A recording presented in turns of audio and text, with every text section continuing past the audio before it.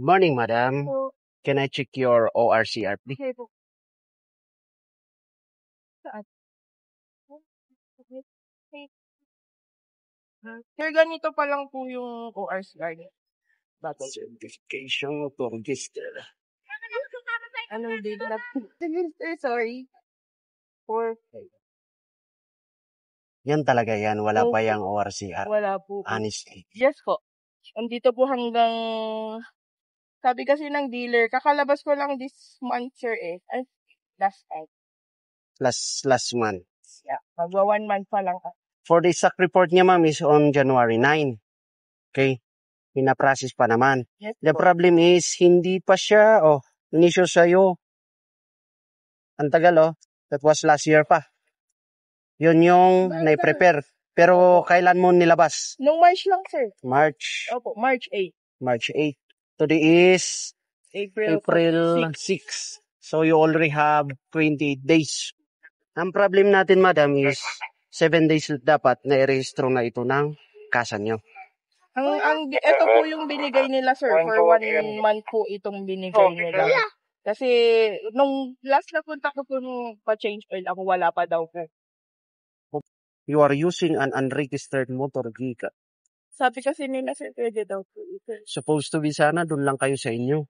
Hindi nyo muna nilabas out of town. Kasi pag nandito na kayo, we don't have any control at all. Pag na-involve kayo ng accident, wala pa to. Hindi po kasi sinabi sa Hindi kasa pa na siya. bawal. So, ang gagawin ko, madam, hihiramin ko yung lisensya mo.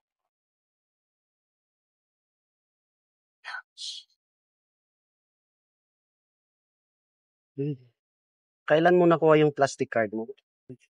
Last year pa. Last year. You're lucky enough. Kasi this motor vehicle is unregistered pa. Wala pa siyang paper. So, mahuli ka ng unregistered motor vehicle. Supposed to be actually impound natin siya. Pero I don't want to waste your time. Dealer. Tawagan mo. Kasi 7 days lang dapat yung sales invoice mo. Magagamit mo siya noong 7 days. That's the span of time na i-register naman ng kasa yung motor vehicle.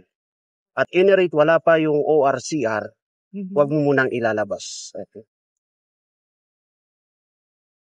Hindi po kasi kaya ako in-inform. Riley, no. Kailangan mong isettle sa police station below SM. May police station tayo dyan. Dyan nyo po isettle yung violation.